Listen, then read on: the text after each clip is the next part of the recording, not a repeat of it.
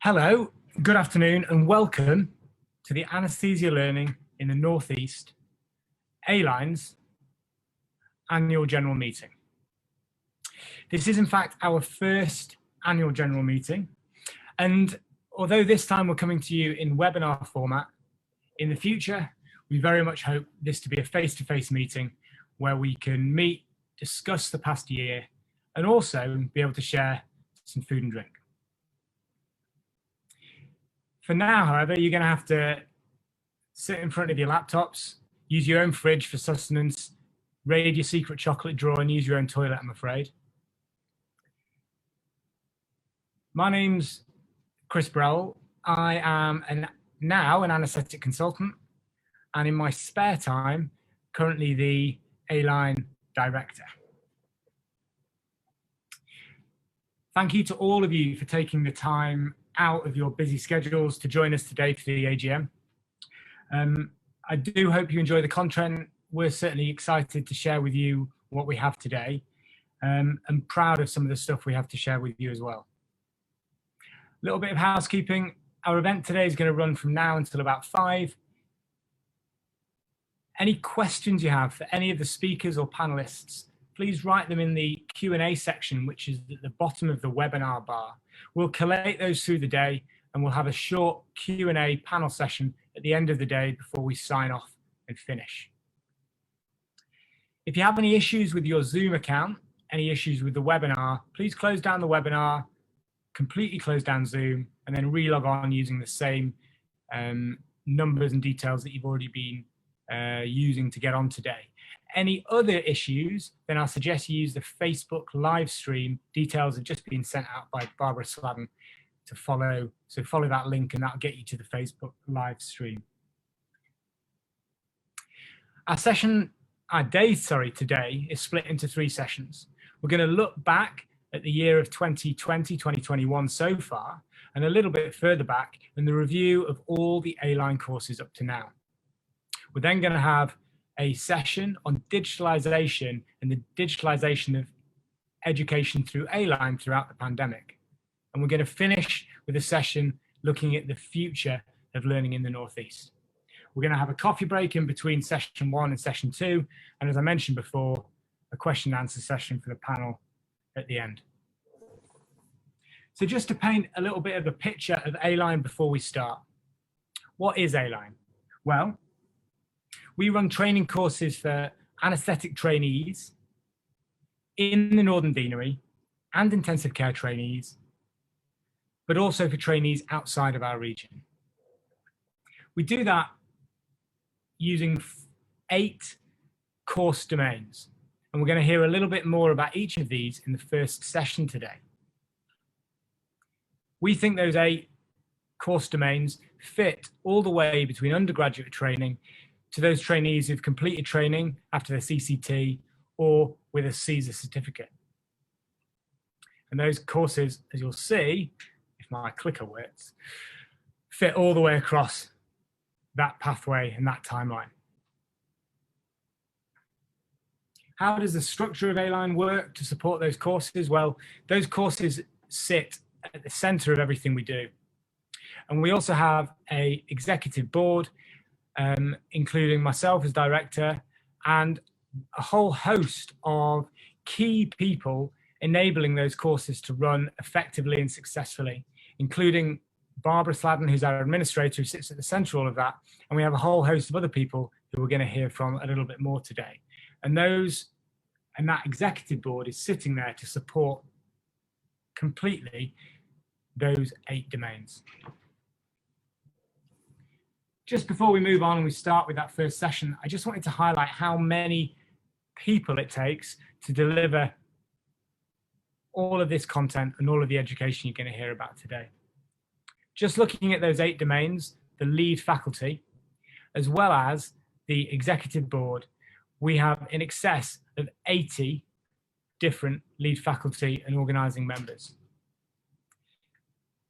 In addition to those 80, there are many hundreds of consultants and trainees who attend all of our courses in order to deliver the education we are going to hear about in a bit more detail now.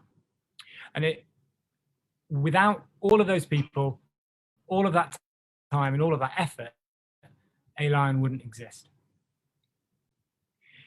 Two of those people are going to host our webinar for us today. Dr. Sarah Scott and Dr. Monica Jackson are trainee representatives for A-Line. They were elected this year through a competitive application and interview process, and they've taken on some really interesting projects, which we also are going to hear about a little bit later on today. They're both trainees in anaesthetics and intensive care medicine within the Northern School of Anaesthesia. So thanks for listening to me. I'm going to see you a little bit later, but for now, I'm going to hand you over.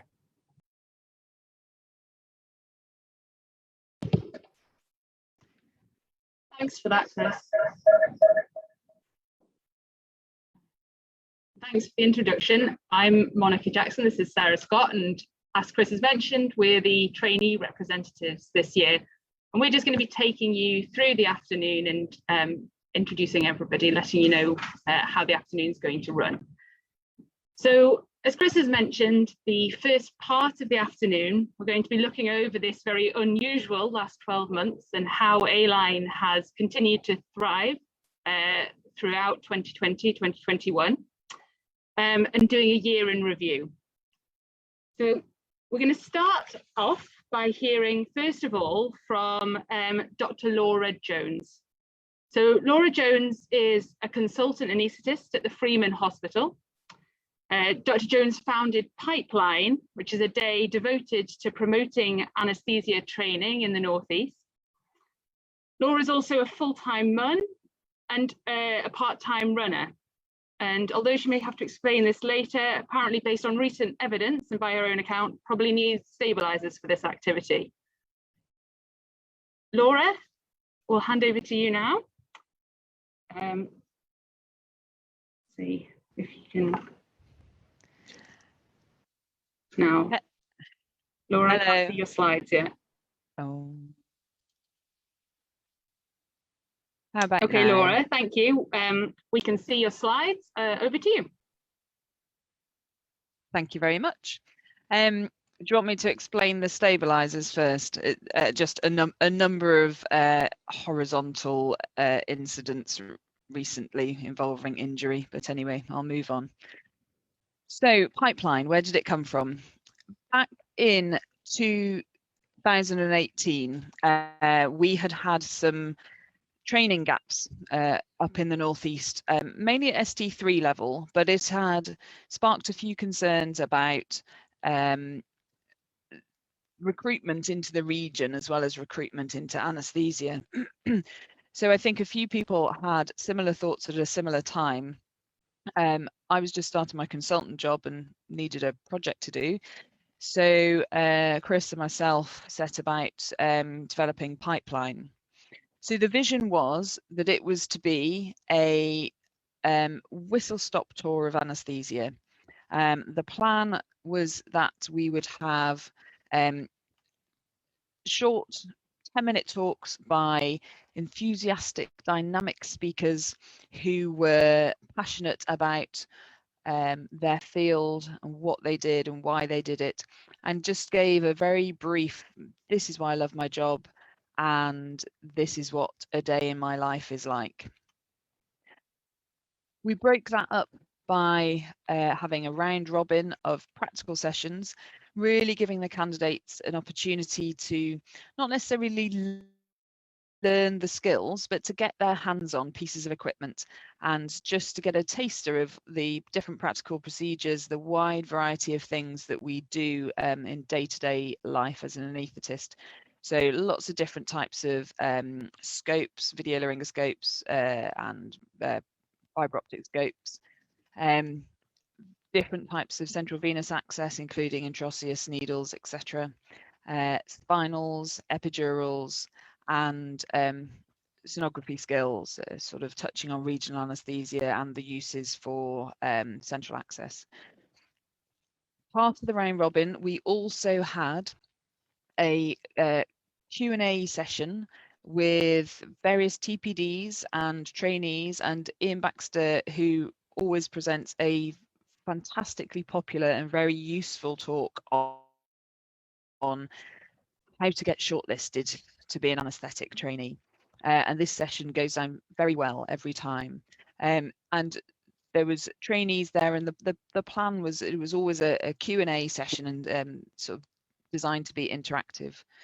We also actually used our coffee break as one of the round robin sessions, and then we had so many faculties sort of floating around that was actually a brilliant opportunity for the candidates to talk to us, to talk to consultants, to talk to trainees from the region, and find out what it's like to work and train here.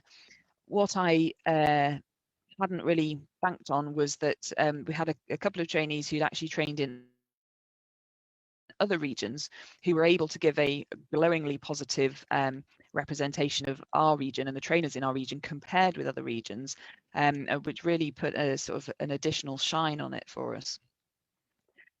So in my head, I thought we might get about 30 people that might be interested. And that first year, 2018, we actually had to stop registration at 123 applicants. So we were far more popular than I'd hoped. We had to cut capacity, we had to cut numbers because of or stop the numbers because of the capacity of the lecture theatre. But as predicted, with free courses, you get people who don't turn up. So that first year we had 78 people attended. The second year we were a bit more wise to it. We limited our capacity at 100, but we had quite a substantial waiting list, and Barbara worked very, very hard to contact each person. And if people, you know, once they informed us that they weren't going to be able to attend, we gave that place to somebody else. So that year we had 84 attendees, and then 2020 COVID struck and we had to take a different tack. So we actually had just a morning session of just the presentations, followed by a Q&A session. So we did it as a webinar, which was obviously available to people countrywide, and most of them were pre-recorded, and then we had this live Q&A session. And that year we had 331 people registered to attend the webinar, and at any one point we had the maximum number was 163 online watching it live. It was available to watch for a little while afterwards, so we may have sort of managed to catch more people than that, but that's how many we sort of could recognise. So I was pretty surprised the first year in 2018 that we had that many people. What surprised me even more was that we had people from all over the country. I don't know exactly how many we had in 2018. I'd guess at 20. And I don't know why I was surprised, actually, because we did advertise nationally. We were supported by the Royal College of Anaesthetists, and they advertised for us on their website. We also had support of the Association of Anaesthetists and Health Education North East, who also possibly did some advertising for us. And again, Barbara spread the word via her contacts around the country. So it shouldn't have been a surprise, but it was a little bit. So moving on to the next year, 2019, we were aware that we were going to have people coming from further afield. So that year we made note of where people came from. That year, 50% of people who attended were from outside the region. I think with 41 local and 43 from elsewhere. And then again, 2020 for our webinar, over 60% were from outside of the region. So in terms of has Pipeline achieved what we set out to achieve? Yes, and then some, far more than I ever thought we would get in terms of number of people interested and in anaesthetics, and number of people that we've potentially managed to bring into the region and tell about the region. So yeah, pretty surprised, pretty pleased with where we've ended up. And is it a popular course? Yeah, it's had fantastic feedback. Again, really, maybe not surprisingly, because we put a hell of a lot of work into it, but very, very positive feedback throughout. I think some of those comments were from the proper sessions 2018 and 19, and then from the COVID sessions. And at the end of the day, what we wanted to make was people who wanted to do anaesthetics, preferably in the Northeast, and hopefully we've done that. We are currently in the process of actually auditing that to find out of the people who attended Pipeline in the first 2 years, how many of them are actually in training posts and how many applied to training posts. Sadly, we haven't had a huge amount of responses yet, but we will hopefully be able to find out that information soon, just to know whether we're actually succeeding in our goal or not. So that's me, really. I'm happy to hang around and happy to answer any questions later on. That's fine. Thank you, Laura. Certainly the anecdotal feedback I've heard from people who've attended the day has been absolutely fantastic, and it's a brilliant advert for everything that goes on in anaesthesia in the Northeast. I think I'll just highlight at this point, if you all look at the bottom of your webinar, along the bottom of the screen, there's a button that you can press for questions and answers. So if anybody does have any questions they'd like to ask Laura Jones, if you can type them in via the Q&A function in the webinar, then we'll be able to address those at the end of the day. Thanks again, Laura. Next, I would like to introduce Dr. Susie O'Neill. Dr. Susie O'Neill is a consultant in anaesthetics and intensive care medicine at the Freeman Hospital. Dr. O'Neill works as TPD for ACCS and ICM. Her A-line role is as lead for the anaesthetic new starter course. Susie feels very privileged to be part of delivering teaching and training in the Northeast, and excited by all the opportunities, including I-line, to provide the best accessible training for all trainees across the region. Thanks, Susie. We can see your slides, so now over to you. Great, thank you, Sarah and Monica, for the introduction. So I'm briefly going to update you on the anaesthetic new starter course, which I think a lot of people will be familiar with, but it's a good point to stop and pause where we've come to over the last year, particularly with the impact of COVID. Just go forward. Okay, so just going to briefly go through the aims of the courses, how the courses are currently set up, some of the general feedback themes from the last year, 2 years or so, the impact of COVID more latterly on the last year, and the implications of the future with the potential impact of the new curriculum and what that means for the courses. So overall, the course is designed for trainees new to anaesthesia, so that encompasses all our core trainees, so core anaesthesia trainees, and the ACCS trainees of all the different themes. And it's really to focus their learning and experience on different aspects, so particularly preoperative assessment, talking through practicing simulated anaesthetic techniques. RSI has been particularly relevant this year, potentially with the limited experiences they've had to undertake this in the clinical environment. We focus on difficult airway management, including difficult airway drills, emergencies that they may encounter either during anaesthesia or in the post-operative period. And then the end of the course is focusing on the summative assessments for IAC. So often we will do summative assessments on failed intubation drills, for example, for all the trainees. This is just an outline of how the courses are currently set up. So you can see the courses run throughout the year. This timings is going to change moving forward, as I'll come to later on.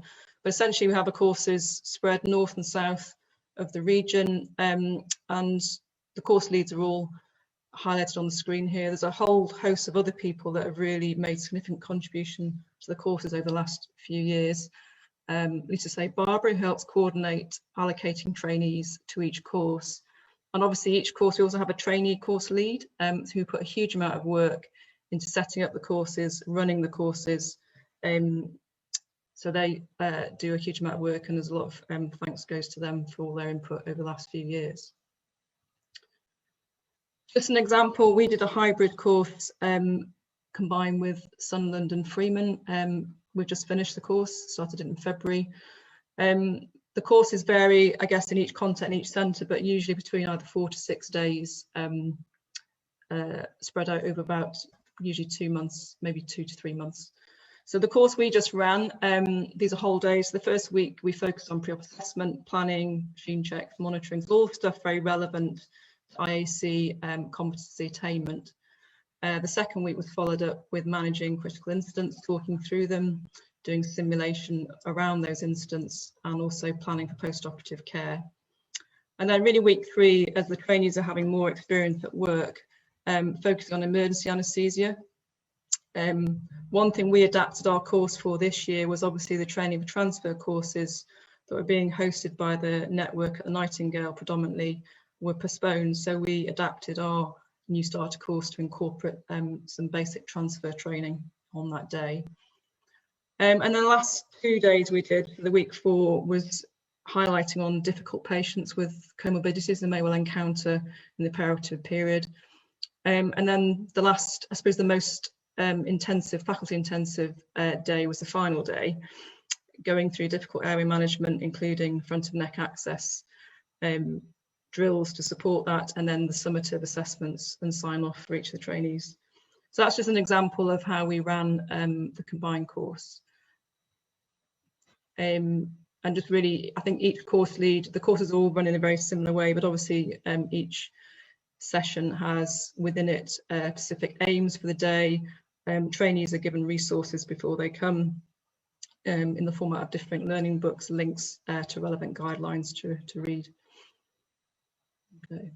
And that's just an example of what one of the trainees delivered for our trainee lead for our course this time. So this is the very first session we did, and I think the feedback, which I'll touch on shortly, but most of the trainees really valued the opportunity to meet each other, either meet their peers who they haven't had a chance to see much at work, and also their peers in other training units, and then shared that learning experience as a new starter in anaesthesia.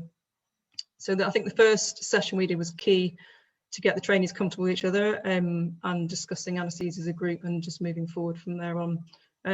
Each session has different approaches to the delivery, so combination of simulated scenarios, small group discussions, and often trainees talking through. They're often allocated for our course, certainly guidelines to go and review, for example, and to present to their peers the following session. So that's quite useful to reinforce their learning as well. General feedback themes from the last couple of years. Again, this year, the trainees really valued meeting their peers, sharing the learning, reflecting on their experiences, not just within the course, but experiences at work, positives, challenges they've faced and how they've mitigated that, and often sharing the pain of the new portfolios that they're all learning to use in a different way. I think it's fair to say some of them are unsure about the simulation, but having done it, they value it and the feedback they get from the faculty running it. There's always a little bit of feedback about the actual reality of the sim and the part task trainers, and there's no way around that, but it does provide at least a safe environment for them to practice, certainly the emergency drills. And from the trainee lead, so each course we have a trainee lead to help run it, and the feedback from them has been really valuing the opportunity to do teaching in a different way, different teaching styles, and also two-way feedback. So not just only feedback for them from the faculty leads and the trainees on the course, but also the opportunity for these trainees to give feedback on candidates following a sim and just practice giving constructive feedback. So that's been really valuable for them. Obviously COVID, I think, impacted particularly the new starter trainees with their induction in the elective workload that we all experienced over the last 12 months. You'll probably be aware there was a joint COVID expert group guidance from the colleges on airway management last year, proposing the use of video laryngoscopy and the most experienced person managing the airway, I think, which really impacted to different extents on the units, but really did impact on the delivery of particularly RSI and intubation training for the new starters.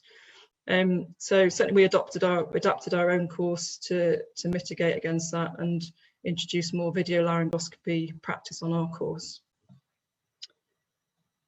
We did manage to run the courses, so there was a bit of negotiating I had to do with Namita Kumar because just to demonstrate that the course was essential to the new starters, and it was the only face-to-face regular simulated course we were allowed to run, but we got support from them. I think every course had to adapt to social distancing, and we had very limited numbers of faculty we could have on each day, which obviously limited the opportunity to invite other people to help on the course that usually always help. So that was challenging. Uncertainty about access to some sim centres, so we weren't sure if they're going to be used as vaccine hubs. And then we thinking about having a backup plan for virtual teaching if we couldn't run the courses, but fortunately that didn't transpire. And then just briefly about the future, so the new curriculum is coming to be confirmed, but the new starter requirements in terms of the IAC, what the trainees need to learn, need to do is essentially the same, but how it is represented on the curriculum that's very different. So gone is the list of DOPS, CVDs and KEXs, and it's been replaced by the EPA Trustable Professional Activities 1 and 2, which I've just shown briefly on the screen here. So really focusing on pre-op assessment and intraoperative, post-operative care. This probably doesn't show it very well, but essentially I think on the new curriculum, what the trainees are learning in terms of the knowledge and having to do is the same, and I don't think it's going to impact on the delivery of the new starter course. So they're still expected to manage failed intubation, to initiate management emergencies, call for help, plan ahead, and for example at the bottom recognise the impact of human factors. So these are all things we do cover on the new starter course, and again drilling down to what's currently on the curriculum draft documents. I've got a lot of the things here listed in terms of preoperative assessment we do discuss on the course, either in context of a scenario or a group discussion. And I just fast forward to the actual, if you look on the IAC draft document for the new curriculum, there's suggested simulated scenarios, which again we're currently doing on the course. So for example, one of them shown here is a trainee demonstrating they can manage a failed intubation on a mannequin. So I don't think for the future moving forward, although the curriculum changes are to be confirmed, I don't think it's going to significantly change the content of the courses, because I think the course we currently run does meet the needs of the trainees for the new curriculum. The timings of the courses have changed slightly, so now trainees all do 6 months anaesthesia and 6 months ICM blocks in their first year of anaesthetics. So we used to have a course in November, we're now just got courses in August and February, so that's much easier to manage. And hopefully the content we'll review as a group of leads that run the courses, but hopefully it will remain as it is. And that was all I was going to say for now. So thank you. Thank you very much for your excellent summary. The New Starters course is a really well structured and incredibly beneficial resource, and it definitely takes away some of the worries and anxiety that can be associated with being a new starter in anaesthesia. Thanks, Susie. So the next person we're going to hear from is Dr. David Buckley. David Buckley is a consultant anaesthetist at the RVI, and for A-Line, Dr. Buckley is lead for core training. And he organises the intermediate training day on anatomy and regional anaesthesia. We've got a pre-recorded talk from Dr. Buckley, so I'll hand over to that now. Hi, my name's David Buckley. I'm one of the consultant anaesthetists at the RVI Newcastle, and I help to organise the core training courses. These are also known as the Intro to courses. There's 3 courses that come under this banner: the Introduction to Obstetric Anaesthesia, Introduction to TIVA, and Introduction to Regional Anaesthesia. Aimed at stage 1 trainees, so they CT1s to CT3s. And these are distinct to, but kind of run alongside the primary FRCA courses. So firstly, the Introduction to Obstetric Anaesthesia. This is run once a year at the RVI and once a year at James Cook. And they can accommodate around about 10 candidates on each course. In 2020, the February course had 10 trainees and the June course had 7 trainees. And in 2021, 2 courses have been booked in, one in June and one in July at James Cook and the RVI. So this year, both in the summer, just because of the catch up from COVID. In the future, they usually do have one in the summer and one in the winter. We may need 3 courses depending on how many trainees want to come along. And if we do need 3 courses, there is an Introduction to Obstetric Anaesthesia course that happens at Darlington Hospital, which doesn't currently come under the A-Line banner, but may well do in the future. Secondly, Introduction to TIVA. So this is currently run once a year in Sunderland, and they can accommodate up to about 12 candidates. So in 2019, they had 12 candidates. 2020, they had 10 candidates, but they also had 2 very last-minute cancellations. So essentially, they had 2 fully booked courses in the last 2 years. With this being the case, it may well be time to start looking at having another course somewhere else in the region, maybe south of the region, to make sure all the trainees who want to come along can. They do have problems with accessing equipment. Clearly, they need the TCI pumps for this course, for the practical workshops, and these can be a little bit difficult to access if they're in clinical use at the time. The third course is Introduction to Regional Anaesthesia, and this is the course that I run. So currently it's run twice a year at the RVI, about March time and October time, and we try to accommodate up to about 12 candidates. Back in January 2019, there were 6 candidates. Then in 2020, in March, we had 13 booked, but it cancelled because COVID had just hit.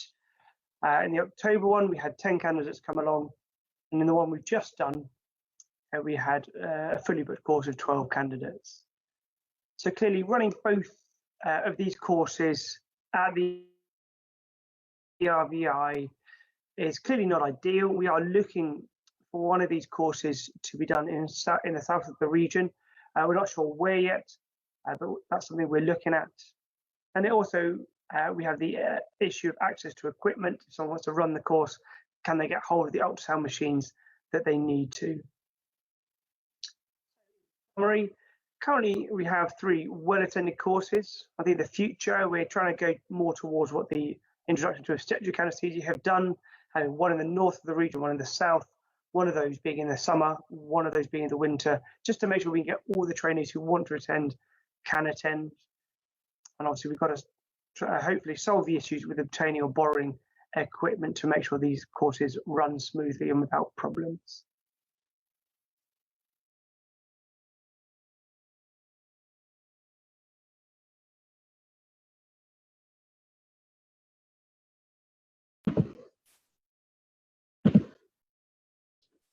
Okay, so thank you. That sounds like a very familiar problem, trying to get equipment for anaesthetic teaching to me. Who's up next? Next, I'd like to introduce Dr. Mark Callaghan. Mark is a consultant anaesthetist based at the RVI. He has an interest in perioperative medicine and anaesthesia for upper GI surgery and plastic surgery. For A-line, Dr. Callaghan is the lead for the primary FRCA exam courses, and he's now going to talk to us about that. Thank you to the A-line Executive Committee for inviting me to talk today. My name is Mark Callaghan. I am a consultant anaesthetist who is based at the RVI in Newcastle, and I am responsible for the delivery of the A-line primary FRCA exam courses. Apologies I can't be there in person to talk to you all today, but if anyone has any queries or questions, then feel free to send me an email. So there are 2 courses that fall under my remit. The first of which is the primary FRCA written grammar course, which is mainly organised by myself with assistance from Alka Kothman, who is based at North Tees, and Mark Dalton, who's been quite heavily involved over the last few years as well, who is and has been one of the advanced trainees in the region. The primary FRCA written grammar course generally runs over 4 days, with 1 day each based on topics around physiology, 1 day for pharmacology, 1 day on physics and measurement, and then the last day is where the candidates get to sit a full-length mock examination. The other course is the primary FRCA OSCE and structured oral examination course, which is mainly run by Richard Bentley and Claire Mitchell, who are 2 of the senior trainees in the region.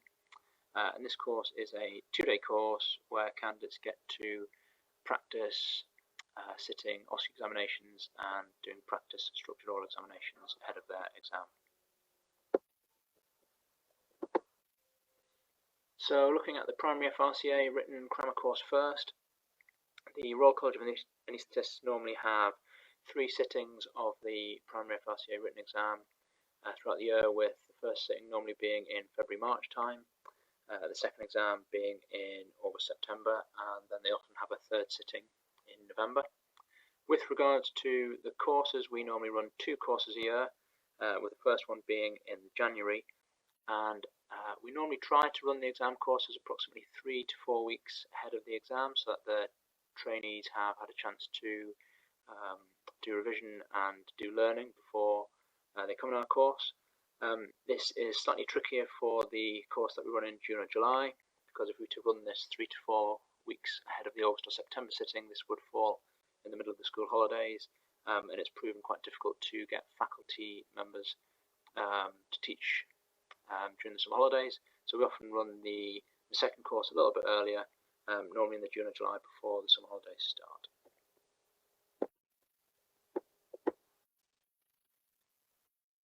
So looking back over the last 12 months to see what courses we've run and which courses have been affected by the COVID-19 pandemic, there was a primary FRCA written exam in February 2020, and we ran a successful course in the January month before this.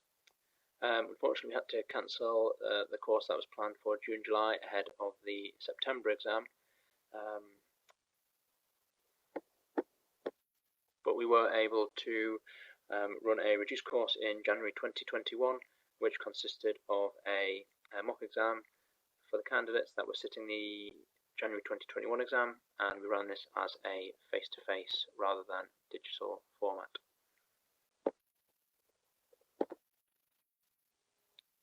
So looking at the primary FRCA, OSCE and structural examination course now.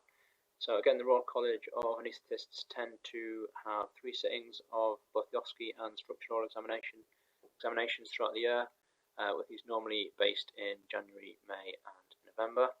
And the primary FRCA, OSCE SOE course, again, corresponds to the exam dates and normally runs approximately 2 to 3 weeks ahead of the exams.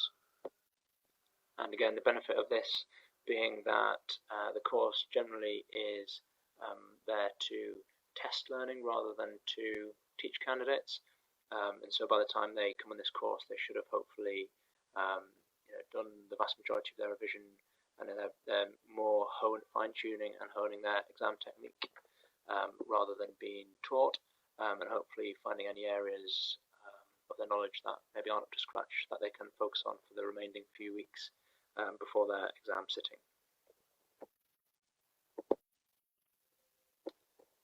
So again, looking back over the last 12 months now at the primary FRCA, OSCE and structural examination course, Claire and Richard were able to run a successful course in January 2020 ahead of the 2020 sittings of the OSCE and SOE exams.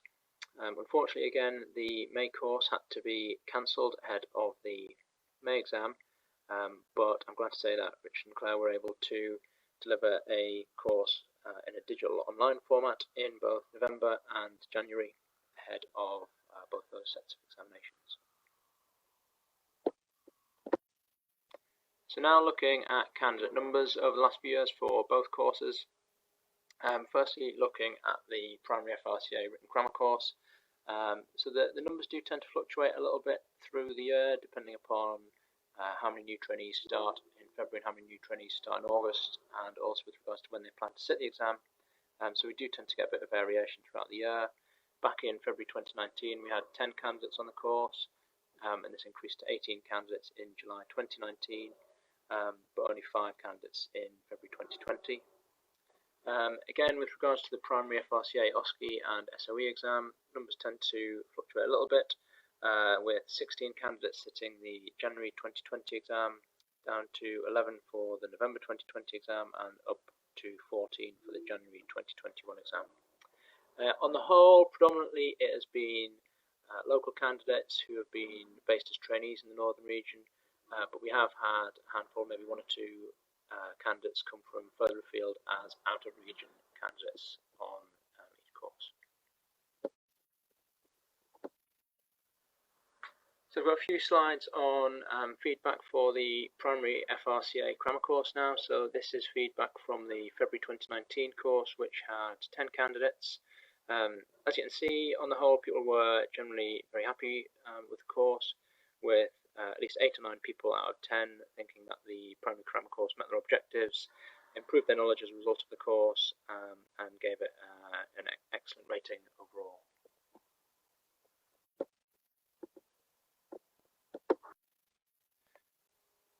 This feedback was also carried through to the July 2019 course, which had a large number of candidates, so there were 18 people on this course.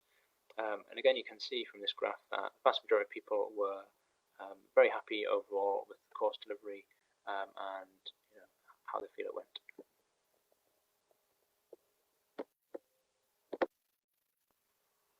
So finally, bringing things to a close then, just looking forward to the future and over the next few years, a few things to think about. Obviously, as a result of the COVID-19 pandemic over the last 12 months, a lot of the courses that A-Line run have become digitalised and are no longer run in a face-to-face format, but via an online format. And I guess just one of the things that, for me, I worry about is that whether or not the quality of the courses is maintained by doing this. So I guess this is something that we will need to look at carefully when we collect feedback on the courses.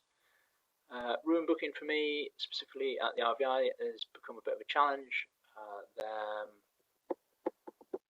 Despite working in a large teaching hospital, it does seem to be increasingly difficult to book rooms for courses, and something which needs to be done sometimes almost up to a year in advance.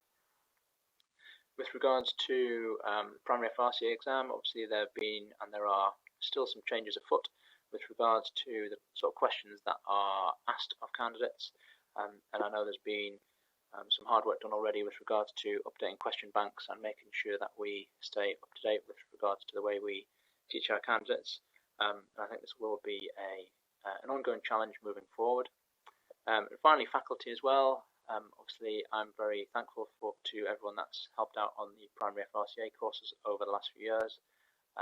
But again, it can sometimes be difficult to get enough people to come and help. And again, that's maybe something we need to think about moving forward. But again, thank you very much to everyone that has helped out and assisted on any of the primary FRCA courses over the last 12 months.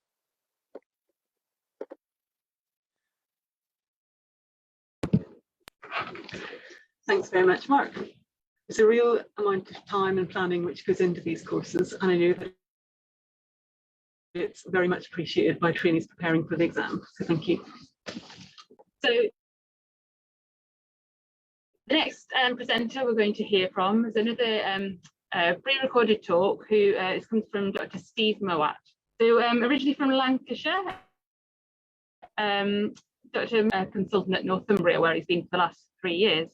Dr. Mowat has got interests in regional anaesthesia and pre-assessment, and he's currently the Deputy College Tutor at Northumbria. Steve spends his spare time fulfilling all the anaesthetic stereotypes. He raises children, he drinks coffee and cycles about in Lycra, so he fits in very well at A-Line. And for A-Line, Steve is lead for intermediate training, which is what we're going to hear about from now.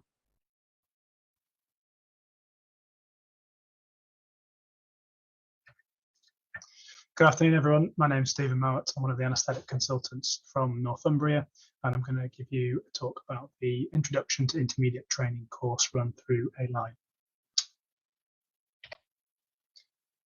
The content of the talk will be a brief summary of what the course entails, the changes and impacts that have come about due to COVID, the numbers that we have coming through the course, and our plans for the next couple of years. So a summary of the course, this has been lifted almost directly from the A-Line website, and it holds true. The intermediate day, the intermediate days are designed for trainees who have finished their core training, who have passed the primary exam and are going on to their intermediate training blocks. In the traditional system, that was always new ST3 trainees, and we'll cover this later on in the talk. And they cover the 6 essential units of training that make up the majority of their intermediate training blocks, along with an extra day in regional anatomy. As I've said, the purpose of the course is to prepare trainees for not only their essential units, but also for taking the final exam. The 6 essential units are neurosurgery, cardiothoracic surgery, obstetrics, chronic pain, intensive care, and paediatrics.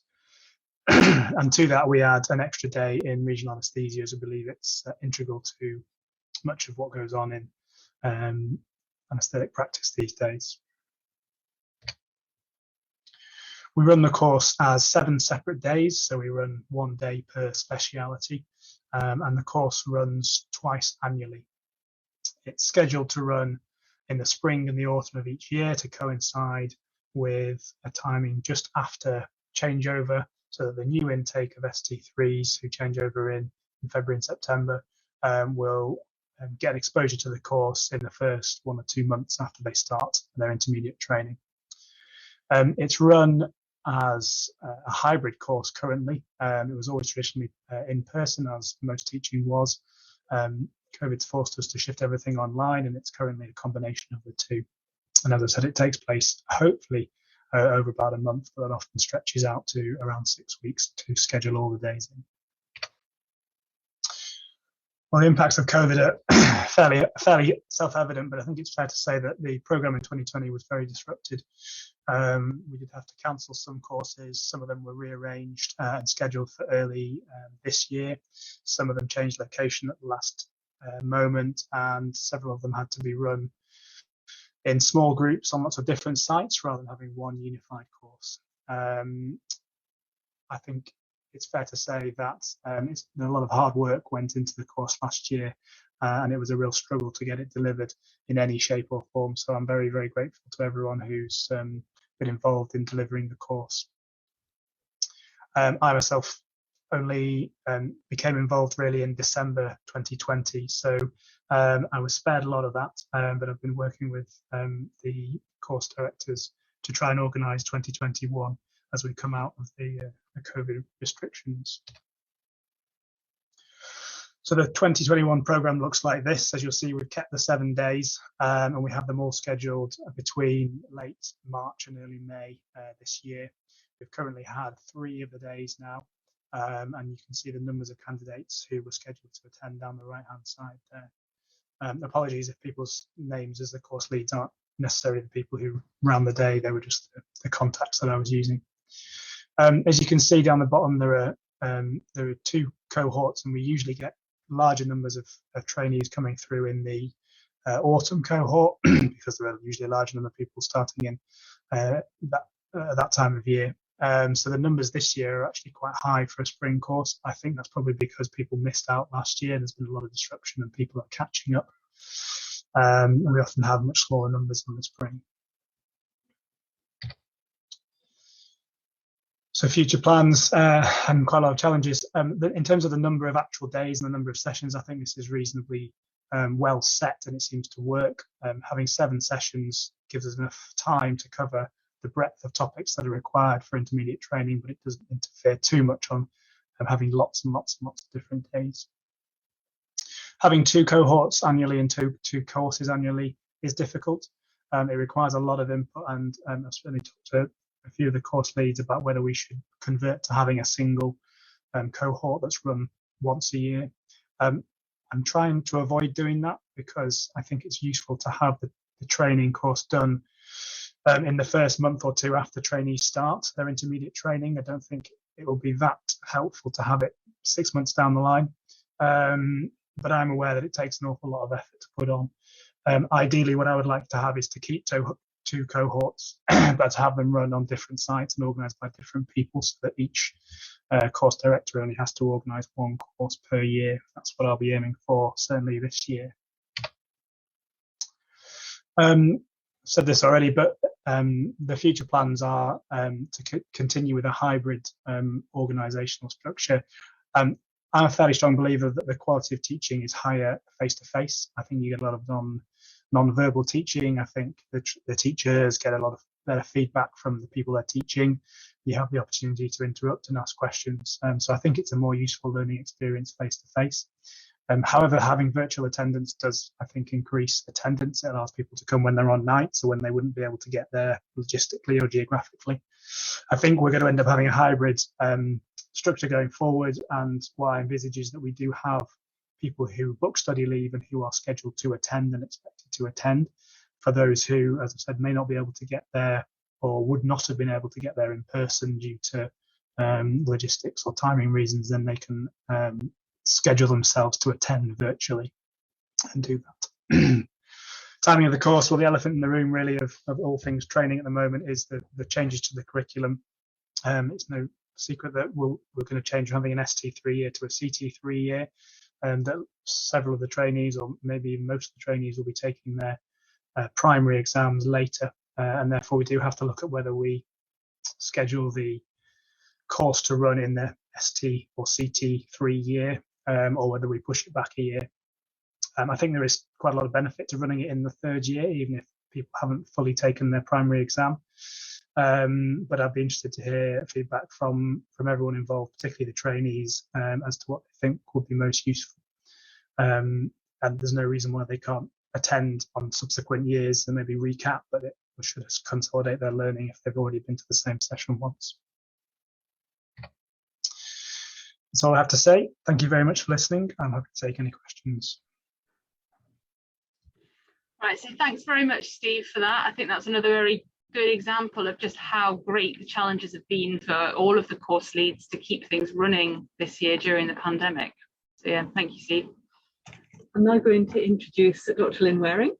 After graduating from the University of Dundee, Dr. Lynn Waring ventured south and undertook her anaesthetic training in the Northern Deanery. She picked up a certificate in clinical education along the way before completing a paediatric anaesthetic and ICM fellowship in Adelaide, Australia. Returning to the Northeast, she has been resident at the Great North Children's Hospital since. As the current lead for training in paediatric anaesthetics, she has a passion for education and believes strongly in the wealth of knowledge inherent in her department and trying to improve trainees' access to it.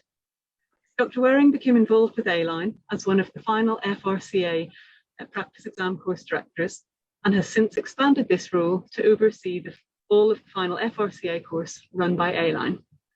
Thanks very much, Lynn. We can see your slides, so over to you. Thank you for that introduction. So today I am going to run over the courses that I oversee as the final FRCA and let you know what we've been up to in the last year. So at the moment we currently run 3 courses, which is about to be expanded into 4. There's the final grammar course run by our trainees Snea, Louise, Priya and Anna. There's the final written practice exam, which is myself, Leanne and Tom. And there's the SOE course, which is Helen, Rachel and Stephen. Ross Driver has come to us with an idea for a new course, which is Viva Match, which I'll cover later on. So in a normal year, what happens is the written exam happens twice a year and the SOE happens 3 times a year. And we try to match our courses to go with that. So we run a grammar about 8 weeks before each exam, and then we do a full written exam, usually 4 to 6 weeks before the exam. And you can see the dates there. The SOE has to happen a bit closer to the actual exam. So normally our practice exams happen January, February, May, June, and November, December. 2020 was an interesting year for everyone involved. So the exams actually took place in February, March, just before lockdown happened, but there was no SOE to happen in June. The first online exams happened in September, which is the written exam, and then the first SOE online exam happened in December. So what has happened with our candidates or with our trainees in our courses? So our final grammar course usually happens about 8 weeks before the exam. It's run by the trainees in the Northeast and it's for the trainees in the Northeast. Last year, whenever COVID struck, they changed the format slightly so that it could be delivered as online and typically happened in the evenings, ran over about 8 weeks, with each week covering a specialty topic. In July, it was that was the July one. In January this year, it then happened as an entirely virtual course run by Zoom. And the plan for July this year is for it to be Zoom, but possibly with a bit of face-to-face. The feeling was that 3 days on Zoom was just a bit too much for everyone involved. The candidates get to sit in 9 papers of CRQs over the 3 days. Each specialty has its own hot topic session, which is usually run and organised by the advanced trainees. The facilitators tend to cover any shortfall that's happened, and the trainees each get to write a question to add to the bank of CRQs that exist. It's normally very well attended, so 9 to 10 candidates each 6 months usually. The written exam, so the written exam changed dramatically last year. It was on the cards anyway that it was going to become an online exam. So we bit the bullet, so to speak, and made our own online exam to go with it, because we felt that SurveyMonkey type questions weren't quite going to be good enough. So Tom Johnson, our technical whiz, basically helped us to create an online exam, and if I'm slightly biased myself, I think it looks really good. We made a CRQ paper and then a practice MTF single best answer paper as well. We had 12 candidates sign up for our first one, of which 3 attended, so not so good. But the feedback that we got from them was pretty good. That actually was comparable with the Royal College exam in terms of style and format, and actually possibly a bit easier to use, which is a real bonus for us. The technical issues that we had with the first sitting of the exam, we managed to resolve for the second sitting of the exam, which was in February this year. We initially opened it up to 30 candidates, and on the day we had 22 turn up to take the exam. We had some technical issues again because the server just received an enormous amount of hits. It was nearly 250,000 hits during the exam, so we ended up with 19 that managed to complete the exam. Tom was available on the day to actually do coding as the exam was going on, which was a real lifesaver, and we managed to get everybody through. We then collated all the answers and gave formal feedback. The exam results came out last week, and we're just waiting to hear back from the trainees to find out what the exam pass rate is like and whether or not it's comparable to what we thought. So this is the spreadsheet of the marks, so what the MCQ mark was, what the single best answer was, and then their total, and then for each of the CRQs as well, with the averages down at the bottom. And then this is an example of the feedback that we gave out. So what we set the pass mark as, and then what their mark was, the kind of written feedback that each of the candidates get, so that it's a bit more useful than just sitting an exam. And then their marks compared to everybody else's, so that they can see where they are on the curve and what areas they need to work on.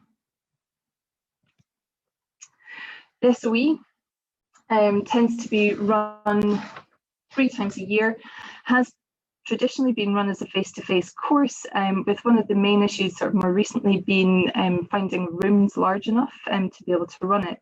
So actually having been able to run it virtually has been quite successful, although there is some benefit to doing things face-to-face, as Stephen said. So there might be a combination type course in the future. Tends to be very well attended with maximum of sort of 19, 20 candidates. So the biggest things that we can look for there are that we need more examiners and a bigger question bank. So we're always looking for help on those things. And then we have a new course. So Ross came to us with the idea of running a Viva match, which is basically where people who are wanting Viva practice can be matched up together, almost like an online dating thing for the exam. And they can be paired as to when they're available, and then given a Zoom access account so that they can actually practice virtually with each other.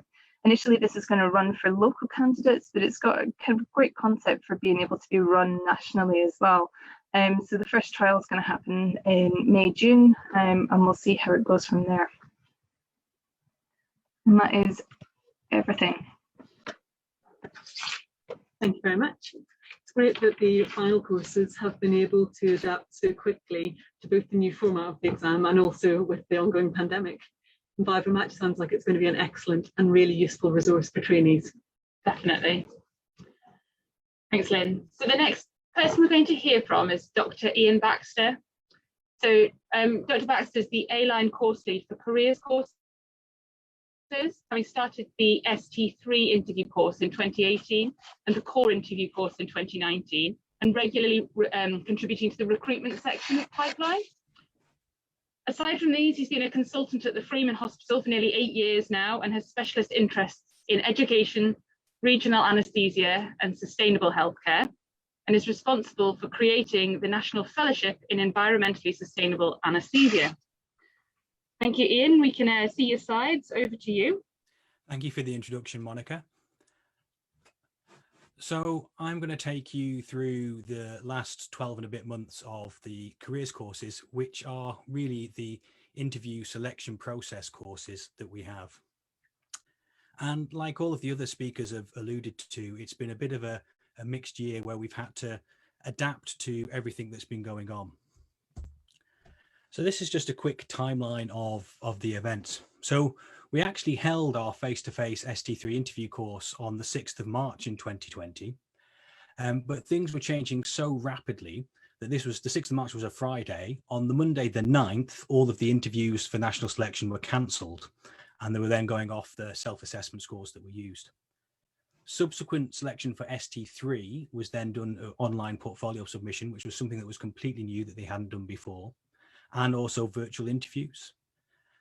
And when it got to the pipeline session in October, I gave my normal talk about how the core trainees or potential future core trainees, our medical students and foundation doctors, what they had to do to apply to get into core training. However, 6 weeks later, in November, the Royal College completely changed the selection process for core training and for ST3. So we were in a position of, I told the core trainees or the future core trainees a complete load of rubbish back in October, but also we had to prepare everything and run our courses completely differently. So we responded by, in December of that year, we already had a date booked, which was normally as our core training interview day, but we adapted that to run it as 2 half-day sessions. So a half-day session for the ST3s for anaesthetics and intensive care to go through their portfolios and to ready them for their portfolio submissions for the online process, but also to take the core trainees through this new multi-speciality recruitment assessment. So in essence, the Royal Colleges have introduced an exam now to get into core training, and we helped to prepare the trainees for that. In February, we then ran our core interview course. Intensive care actually cancelled their interviews, so the interview course for intensive care medicine was cancelled, and then we just ran in March our ST3 interview course. And the feedback from those courses has been really quite successful. It looks like we've managed to adapt to the changes quite well. And the main concern with this kind of course is about the fidelity of what we offer, because when we're having to improvise or try and guess the format and the way that the Royal College is going to do things, we've had to sort of make some leaps of faith. And it seems that we've got it right in terms of the content for the courses that we've run. We are in the future going to be changing just a few of the people who have been involved. So normally for both the core interview and the ST3 will become the ST4 interview course, I've been the consultant lead, and David Hay, who is now a consultant in Sunderland, has been the trainee lead. But as he's become a consultant, David's now going to become the consultant lead for ST3-4, and Virginia Bada is going to become the trainee lead for both of those courses. And the intensive care course will continue to be run by Amy Morgan. So what are our future challenges? There is the likelihood that the selection processes will change again. Will we go back to face-to-face? Will everything remain virtual? Will people still have to submit their portfolios online? And we'll just have to roll with the punches to find out what happens and adapt as we go along. But I think the biggest challenge that we face, and it's been alluded to with the curriculum changes, is after our December portfolio session, the faculty stayed behind afterwards and had a really long conversation about the challenges that we're facing our trainees from moving between core and intermediate training. And for anyone who runs the courses, it's really unusual for have the entire faculty to stay for an hour after a course talking about how they can improve things for the trainees. And when we first set up the course, when I first set up the first ST3 interview course, it was because we had a series of trainees who were clinically perfectly good and they were in core training and they would make very good registrars, but for some reason they were failing at the interview process and being unappointable. And whilst we had gaps on rotas, we felt that that was inappropriate. We should be doing them whatever we could to get them through the interview process. It's now the other way around. It's a case that the realization that just doing your core training, getting your clinical competency, getting your primary, that's not going to be good enough to get into higher training anymore. It's going to be increasingly competitive there.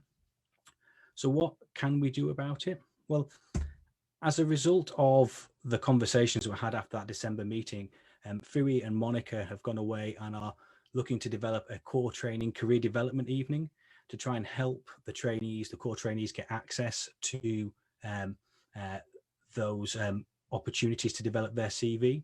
And hopefully Monica will talk more about that later on. But there's also probably needs to be a wider recognition out with the A-line that the kind of posts that trainees may have to take between core and speciality training need to reflect the CV requirements that they're going to need to get in these ST4 posts. So I don't know what's going on in other trusts, but this is certainly something that we're looking at the Freeman. So not only do we have the sort of the fellowship in environmentally sustainable anaesthesia, but we've also making our trust grade posts into fellowships. So we're going to have a teaching fellowship, research fellowship, and a perioperative medicine fellowship, all going to be available from this August. And it's part of that is to try and help our core trainees make that transition from core into a speciality training, because it is going to be quite difficult.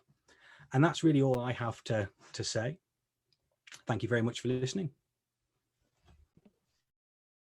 Thanks very much, Ian. I think what a year it has been for recruitment. That is going to be a massive area of change over the next year, and I look forward to discussing some of our progress at the next AGM. Thank you. I'd now like to introduce Dr. Katie Whitehouse. Dr. Whitehouse is a consultant anaesthetist with an interest in obstetric anaesthesia. She has a keen interest in education throughout training and completed the Education Fellow job at James Cook and did a PG Cert in medical education. Dr. Whitehouse runs the Introduction to Obstetric Anaesthesia course at the RVI, and for A-line, she is lead for professional development courses. Thank you, Katie. We can see your slides, so now over to you. Thank you very much for that introduction. So I'm going to talk through the professional development courses that ran last year and the early part of this year. This screen just shows an overview of all the courses that come under the professional courses remit. The ones that are circled in dark blue are the ones that actually went ahead last year and in the early part of this year. The two that are circled in red are new courses. The first one happened this morning, the return to work one, and then the CSER one is happening in May. I'm going to talk through the courses that happened, some in a little bit more detail than others, just touching on how they happened and how they were received. So the North East Obstetric Anaesthesia meeting, which happened in January of this year, Nabil's going to be talking a little bit later about why this course was set up and the significant training benefits that come from holding more courses like this. It was set up with Nabil and Avinash Kapoor. It was a completely new course for this year, and it was fully online. In total, we had 180 delegates sign up, which is fantastic. 120 streamed live over a mixture of Zoom and Facebook. And then in total, there are 181 viewings of the recordings, including those who came later. There was a presentation by a guest speaker, and then the rest of the course was a mix of case presentations, QI presentations, and audit presentations from trainees and consultants around the region. It received excellent feedback. The virtual format was really appreciated by people, especially the fact that it was only a half day and avoided the need to travel. People were particularly appreciative of the range of projects that were discussed, and it was really helpful to raise awareness of different projects that are happening around the region. And the next course is already planned for January 2022. We had the Management and Professional Issues course, which is a well-established course in the region that ran in December. This has been run by Phil Barrow and Elaine Binkley for a while now. It's obviously normally a face-to-face course. This was the first time that it had been a mix of face-to-face and electronic via Teams. Had a total of 21 candidates, and as always, it received some really good feedback, particularly about the range of presentations covering complex topics.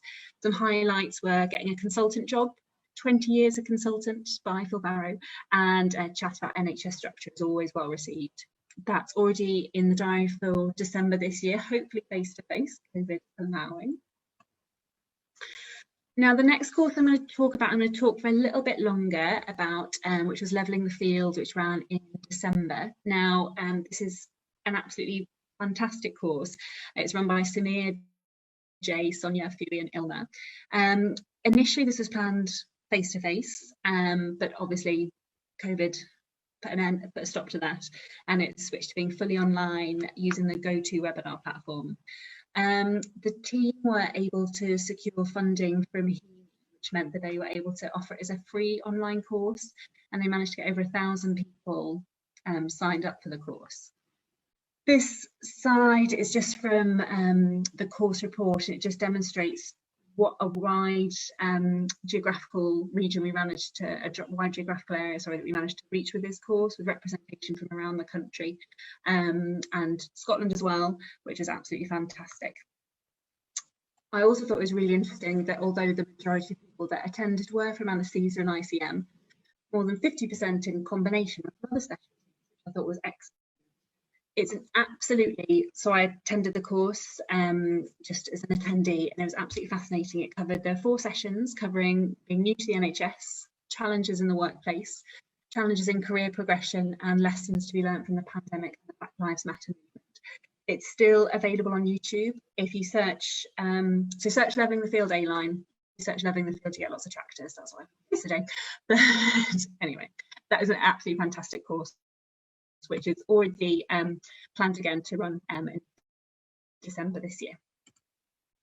So I'm going to move on to MEPA. I didn't mention there's 2 courses in this professional development area that are administrated by A-line but aren't officially A-line courses, and they are MEPA, which is Managing Emergencies in Paediatric Anaesthesia, and One-Lung Ventilation, which are national courses, but we just do the admin for the local version. So Lisa Daniels runs the MEPA course. Because of the timing of this, which normally runs in March, June and November, they actually managed to get all of those courses running face-to-face. They only have 6 delegates per course anyway, so it meant that social distancing, when it was needed, was able to be done successfully. There has been one in March this year, and the next dates for that are in June and November this year. Feedback, as ever, has been very good, with particular praise for the high fidelity simulation that's run and the relaxed atmosphere that lets people practice dealing with paediatric emergencies.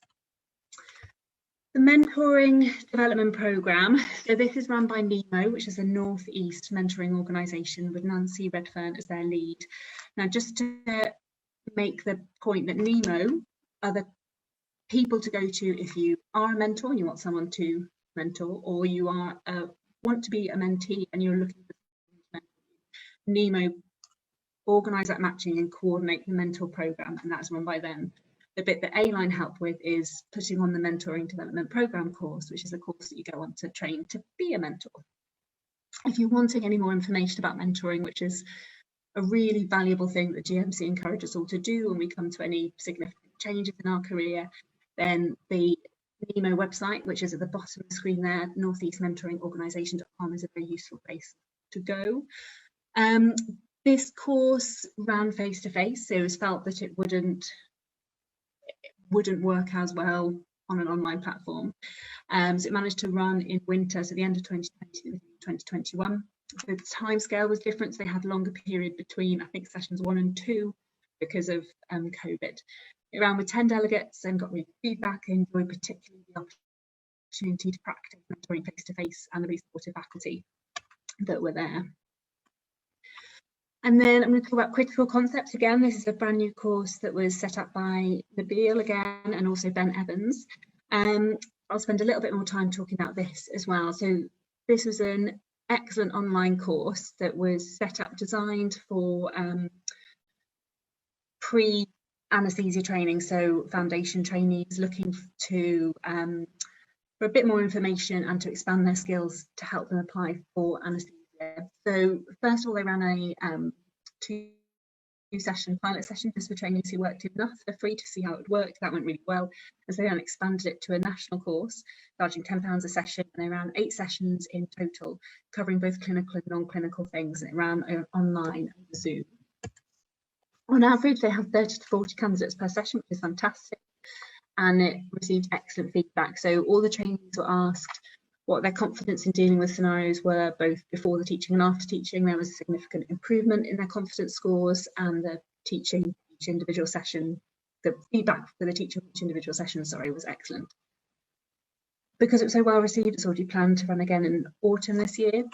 I just thought this was quite an interesting slide. This was from the, I think it's the career session, which was the final one of the critical concepts. where there were 25 people responded to feedback and just asking how many critical concept sessions the trainees had attended. So just below half had just attended one. But then you can see these were things you could dip in and out of. You could just attend one, or as 8% of people did, you could attend the whole programme. And in fact, some of the comments, that the feedback from this session was they wish they'd known about the earlier ones because they were so good. They would have enjoyed going to the previous ones. So I thought it was, again, a really innovative use of a virtual platform to provide a really useful course. There are some new courses coming this year, Caesar and Anaesthesia, which I mentioned at the beginning, which Shahram Khan and Samir Ahmed are running, and that's going to run in May. The Anaesthesia ICM Return to Work course, which obviously has existed in the region for a while, but it's just been reformatted to now run online. That ran for the first time online this morning, apparently went very well. And then Anaesthetic Skills for Foundation Doctors, a course that John Womack is setting up. It's going to sit somewhere between like a pipeline plus, so it's leading after pipeline, what you want to know next, kind of fits quite nicely in with critical concepts as a course of foundation doctors who are interested in anaesthesia.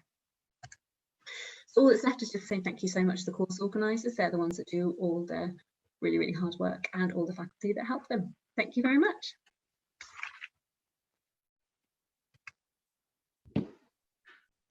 Thank you for your excellent presentation. That's an impressive array of courses, and it's great to see such a breadth of opportunities available for professional development. Particularly having over 1,000 delegates at levelling the field is absolutely amazing. Hi. So next up to speak, we have Dr. J Hyams. Dr. Hyams is a consultant anaesthetist at the RVI and finance director of A-Line. Jeremy is a passionate rider of the micro scooter and likes to relax of an evening with a deep bath and a Body Shop bath bomb. Thank you, Jeremy. We can see your slides. Over to you. Can we? Okay, thank you very much for that introduction. I'm going to talk through my involvement with A-Line over the past 2 or 3 years, and then just run through the accounts, just as a summary. Particularly over the last year, just to show how we're moving on. I initially got asked by Barbara just to chase a couple of bad debts that we had with some people not paying for courses. And in terms of taking on the finance role, main aim was to certainly keep hold of Barbara, keep hold of administrator support for the courses, and try and keep at least 2 times Barbara's yearly salary in our bank account, so that if anything like a worldwide pandemic came along, where all the courses got cancelled, we'd have enough to keep her going. Also supporting courses throughout the northern region, supporting both their development and supplies for those courses was part of the aim as well. So looking first of all at, I got involved in 2019, so looking at the financial year 2018 to 19, most of our money came in through intermediate training course and the new starters course, with a few other courses contributing along the way. It's got a little bit of money off the Royal College of Anaesthetists. We only spent £95 on web design and web hosting, and you'll see that has increased quite markedly over the last year or so. We only made about £4,000 profit that year. So if you looked into the bank account at the end of that year, it looked like we had well over 2 times Barbara's salary. Unfortunately, about £34,000 of that is for return to training and return to work money. It actually belongs to Linda Wadilove, and it's specifically for people returning to training. So we're still looking for plans for that amount of money. But as you can see, the actual balance, around about 50 grand, not quite achieved that aim of having a couple of years worth of Barbara's salary in the account. So moving on to the next year, 2019 to 2020. You can see a lot more of the professional development courses starting to arrive, so POMCOM, ethics courses. Again, that's a combination of new starters and intermediate training money that we got direct from the deanery. 9 grand was was unlabelled, so it's probably a mixture of all of these courses. You'll see Barbara's salary appears to have gone up. She was doing an awful lot of overtime, as with the development of all these courses, more people attending, more courses, more paperwork associated with them. And Barbara was working an awful lot more hours to try and cover that. It was getting to the point where it was becoming unsustainable. So we've started looking into trying to find an extra helper for Barbara, really, which I'll come on to at the end. Unfortunately, the profit from that year was only £474. Most of it was covered by increasing working hours and increasing expenses. Again, looking at the balance for the end of the year, it gone from 52,000 to 54,000. It's worth noting that the previous balance plus the profit does not equal the current balance. There's some payments going in and out of the account that we don't agree with and that we've challenged, some of which could just basically come out of the wrong account. So we're in the process of, well, some of those have been chased up. We're in the process of chasing up one or two from the last 12 months. Start of 2021 was very bad for our financial position. As of April, pretty much every course got cancelled. Between April and July, we took in very, very little, and we were still paying for Barbara, still paying for a few expenses. So we were about 12 grand down by about June or July.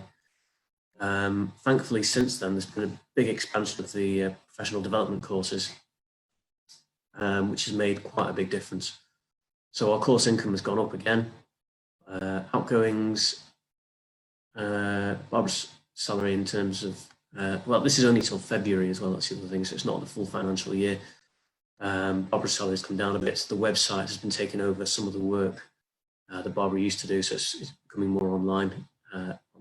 Because of that, we've got website development costs, which I think has been money very well spent, and I'm pretty sure anyone using the website will notice how much smoother things seem to run, especially in terms of booking courses and submitting feedback and getting receipts.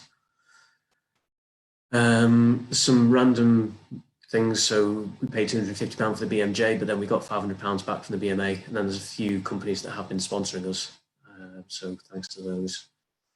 The expenses has gone up, but some of those were mistaken payments. So I've accounted for them in the refunds. I think they've come out of the wrong accounts. They've gone into the refunds. But overall, we've made nearly 11 grand profit in the last year. Well, in the last 10 months. I would imagine that's going to be even higher looking at the whole financial year. Again, the current balance does not equal previous balance plus profits because a few things were querying there. But overall, despite COVID, we've actually pulled in quite a lot of money. And I think that is mainly thanks to all the hard work that's gone into running as many courses as possible, providing the courses online. It's been an awful lot of hard work going on behind the scenes. So I'll join Katie in thanking all the course coordinators for that. So in summary, since I've been involved, made about 15 grand profit in 3 years, though admittedly 11 grand of that was in the last year.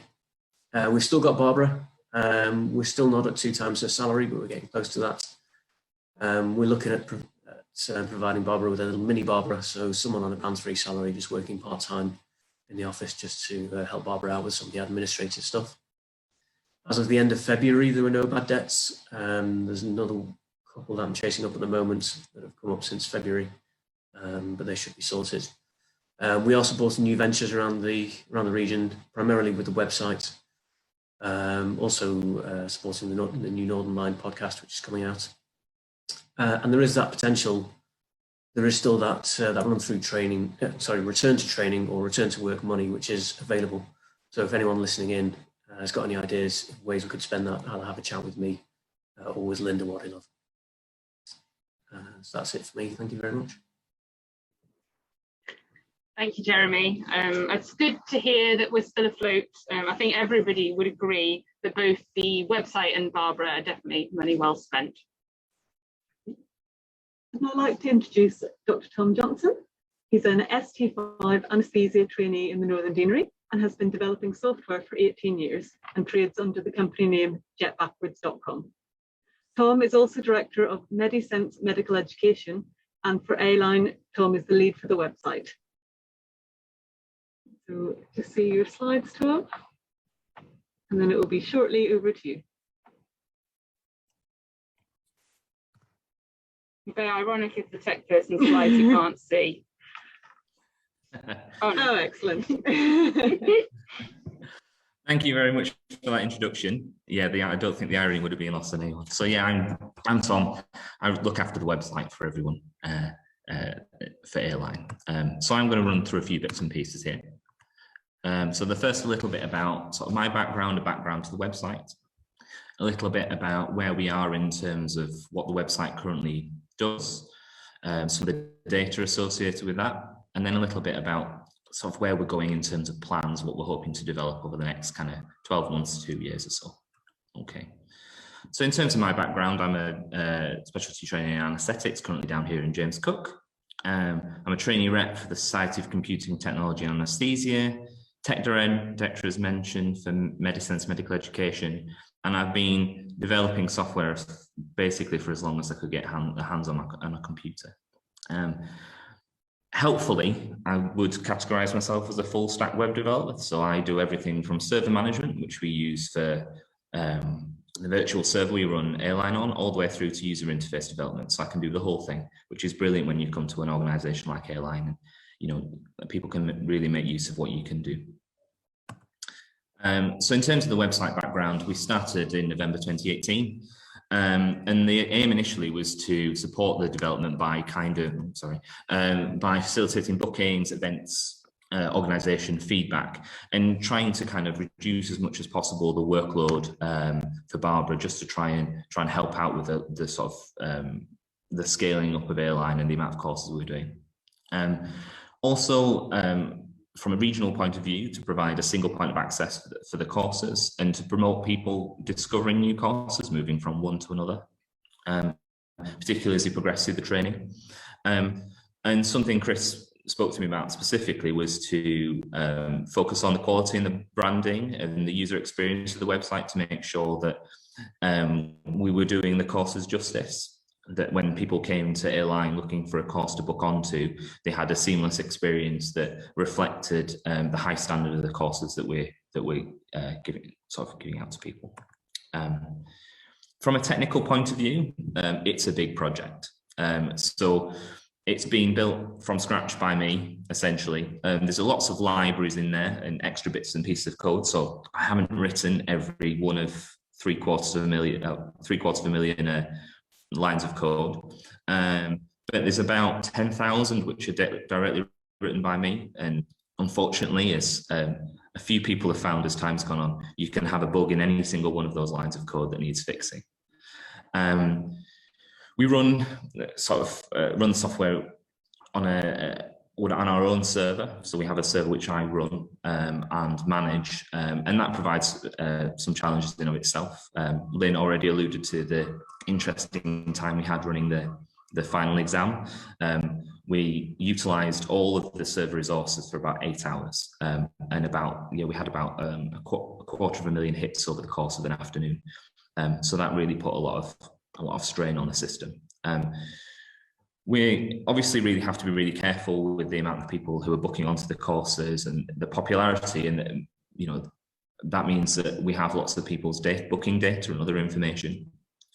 So we're incredibly careful with that, and we utilize encryption stored anywhere unencrypted. And in terms of making sure we don't lose anything, we push encrypted backups to Amazon in a way that means that only we can get hold of them again, and in a way that fulfills all our obligations under GDPR. We know, for instance, that the data is all in a London data centre, so we're sort of well within the requirements of us. In terms of some of the data that we've come across, we found that since we've launched, we've had over 12,000 unique visitors to the website, comprising altogether about 33,000 page views. You can see on the slide there some of the breakdown of some of the page views, and in particular the professional development courses that were mentioned, kind of comprising a significant number of those page views. We found that people, you can see that people are visiting the website from all over the world. We have quite a lot of hits from sort of India, Australia, Canada, the USA. Clearly not all of those translate into bookings, but it's interesting to see kind of the breadth and how far the message about Airline is spreading. Our busiest day overall was 282 visits in one day, which was a fair spike from normal. We normally run sort of between 50 and 100 visits in a day, and that's split between web bots like Google bot and Yahoo bot and all the rest of them coming to look at the website so they can put stuff on their search engine, and actual visitors who are coming to check out courses. And as you can see, most people come along and they browse on courses to see where we to see what we've got to offer. In terms of the capabilities of the website, the majority of people who use the website just see the front pages, and they see some of the booking functionality that we have. So you'll click onto the website, you'll see our courses, you'll be able to go on and book, look at the course calendar, look at what we've got to offer. But behind the scenes, there's a huge amount of stuff going on. So as an example, one of the screens that Barbara will use to be able to go in, have a look at all the courses, have a look at the dates, determine whether they're published on the website, whether we're taking bookings, whether we're taking feedback. And each of those can be drilled down into to set the course up, to decide what forms are going to be used, when they're going to be put out.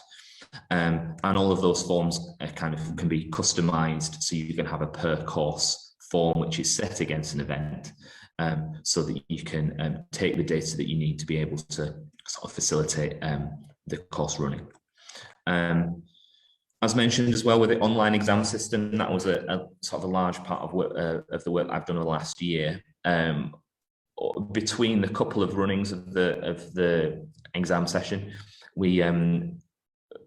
I completely revamped the exam system. So now we have when users log on, they have an exam view. I'm glad to hear that people think it's very similar to the one that the college uses. And then in the background, then we've got these controls, and so we can kind of see where the candidates are, see where they've got to in the exam, primarily to make sure that the exam's working as it should, the technical things are working as they should, so candidates are able to progress. We have the ability to go to breaks, to kind of move people to locations in the exam, to reset things, and to try and sort of maximize the amount of control we can have. Firstly, to make sure the exam runs well. Secondly, to kind of mitigate for any issues we find along the way, people not being able to log in and that kind of thing. So overall, this is sort of the main crux of what the system can do. So we allow events, we allow candidates to book, and we auto-generate feedback forms for them. We can customize those booking and feedback forms, as I've mentioned, and then when candidates complete their feedback, the system will automatically generate a certificate with the details of the course, with the date and time of the course, any other information we want on there, and that will be emailed to them. And that's, I hope, significantly reduce the administrative burden of running a lot of these courses. The fact that we can collate booking forms automatically, we can make certificates automatically, and so in theory that component of the running course doesn't need to come near a person. It just needs someone to kind of keep an eye on it and make sure it's running as it should. The running of the online exams, I hope, was helpful. It was kind of a lot of work from everyone's point of view, trying to get it to online, and I'm hopeful as time goes on we'll be able to expand that a little bit, sort of in the future. So moving on then in terms of where we're going. So the way how I would break this down is in terms of improving candidate experience. So we're looking towards allowing online payments, and a system by which both Northern trainees, but other trainees, if they would like, can log their personal airline activity. So over a period of time, they can see what courses they've been faculty on, what courses they've attended, and to try and bring that all together in a single place rather than having to collate lots of things themselves. As time goes on, and we have an almost a monthly meeting between Barbara, Chris and myself about how the website can be changed, any snags, any issues, so that we can over time reduce the administrative workload. I think everyone would agree that airline wouldn't run without Barbara, and the amount of work that goes into administering the sort of expanding number of courses has put a lot of pressure on things. So anything we can do to reduce that has to be of benefit. Hopefully, by sort of reducing the administrative burden, by increasing the server capacity, we can provide a better experience to everyone and expand the courses as best we can. And as an example, I pushed a code update about a month ago, and that reduced page loading times by a factor of 10. There's a lot of statistics about how long people will wait for a page to load before they'll click away, and it's about 2 seconds. So if you can speed up page loading, you can get more people on your website, you can get more bookings. And it means that, Airline can continue to grow and continue to be profitable. As time's gone on as well, and something it looks like we're discussing later on is about the I-Line website. And the aim with that was to allow the features of A-Line, but without splitting things, so that we can provide a single administrative interface for Barbara to work on, while still clearly splitting the two and having 2 separate websites. And that's provided a few technical challenges as well. So sort of take-home messages from me essentially is that Airline's a huge project, and it's certainly the biggest one in the 18 years I've been doing any kind of software development. It's certainly the biggest project I've been involved in. The message for other members of the Airline team is that I think we're in a unique position, having got someone in-house who can do development work. We're not in the position where we have to contract it out or adapt other packages. We've got something of our own that we can use. And certainly between discussions with myself and Chris, we can, if there's something we can do to help you, then we should do that, because, in the end, it will provide benefit to the candidates on our courses. In terms of a message for everyone else, by progressing on the website, we'll be able to facilitate more courses because we'll need less administration. The quality of those will increase, I think, because time will be spent developing the resources, developing the teaching methods, rather than copying details off the booking forms and things like that. And particularly with some of the online courses, having a better website will mean that we have greater course capacity, because we'll be able to we'll be able to either run them on our own website by improving the website technology underneath it, or be able to take more bookings so that we can sort of use another platform for video online courses as well. So that's everything from me. I'm certainly happy to take any questions at the end about anything that I've mentioned. Thanks very much.